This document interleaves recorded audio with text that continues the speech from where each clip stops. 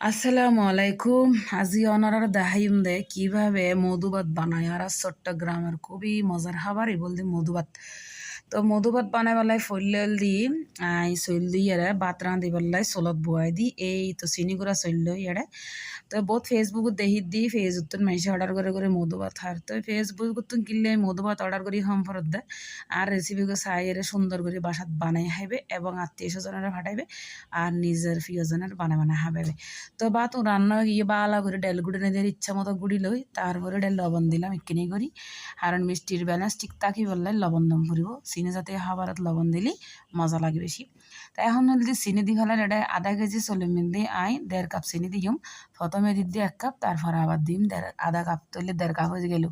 চিনির পরিমাণ মানে নিজের আর ডিপেন্ড করে আর কি বা যে দূর হাই বেশি হাইলে বেশি হম হাইলে হম তা সেইখিনি চিনি বেশি হাইম এটার লাগিল দি চিনির পরিমাণ বেশি দিন।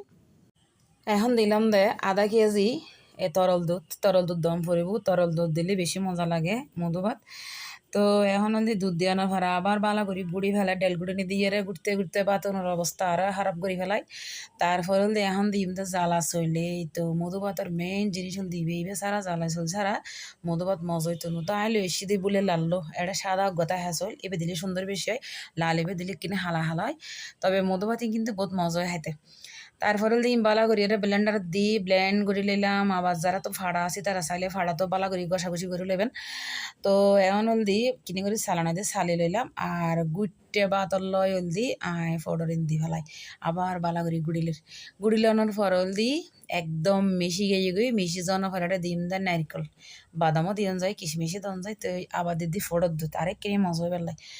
তো এখন নারকেল হোরা লইলাম নারকেল ইন্দি ফেলের তো তৈরি হয়ে গিয়ে আর খুব সহজভাবে মধুভাত কিনলেও যদি ফেসবুকে অর্ডার করি হম ফরত দেয় বাসাত বানাই সুন্দর করে খাইবেন আর রেসিপি চাই ভিডিও শেষ করি আল্লাহ হাফেজ।